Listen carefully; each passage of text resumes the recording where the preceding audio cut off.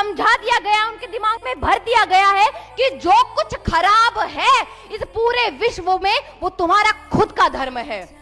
इसीलिए वो प्रश्न करता है, ईश्वर कहाँ है, भगवान कहाँ है तो दिखाई क्यों नहीं देते, चोटी क्यों रखें, कलावा क्यों बांधे, तिलक क्यों लगाएं, ये क्यों करे, वो क्यों करे, शिवलिंग पे जल क्यों चढ़ाए, ये इस प्रकार के प्रश्न करता है। लेकिन वही युवा तुमसे प्रश्न नहीं करेगा कि सेंटा क्लॉज 25 दिसंबर को ही क्यों आता है।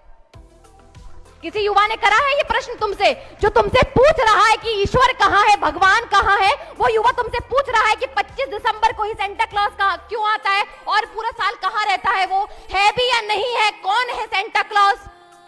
ये कहते हैं कि सनातन लॉजिकल नहीं है, साइंटिफिक नहीं है।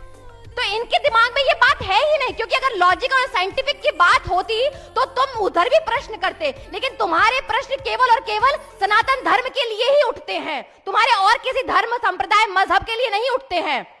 तो इसका मतलब यहाँ तर्क की बात है ही नहीं। और यदि तर्क की बात है, साइंस की बात है, तो तुमने कितना पढ़ा अपने धर्म को, कितना जाना वेदों को, दर्शनों को, उपनिषदों को, भगवत गीता को, कितना पढ़ा तुमने?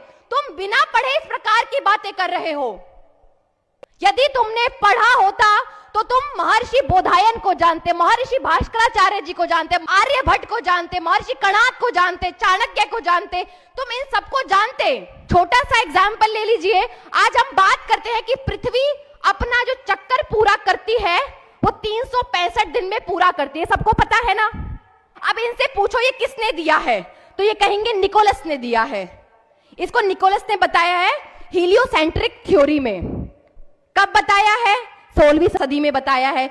लेकिन इन्हीं लोगों को नहीं पता है कि ये थ्योरी महर्षि भास्कराचार्य जी और महर्षि आर्यभट्ट बहुत पहले दे चुके हैं। 400 ईस्वी में आर्यभट्ट ने बता दिया था और उसके बाद महर्षि भास्कराचार्य जी ने इसको 1114 ईस्वी में बता दिया था। उन्होंने ना केवल 365 दिन बताए, उन्होंने एग्जैक्ट टाइम 365.242190 दिन में पूरा करती है।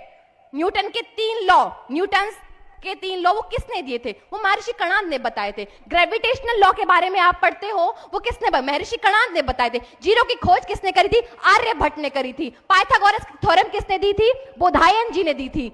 तो हमारे पास किसी चीज की कमी नहीं थी, टेक्नोलॉजी की कमी नहीं थी, साइंस की कमी नहीं थी, लॉजिक्स की कमी नहीं थी, लेकिन फिर भी हमारे युवाओं के मन में भरा गया। और वो हमारे युवाओं के मन में भर रहे हैं जो कहते हैं कि पृथ्वी चपटी थी।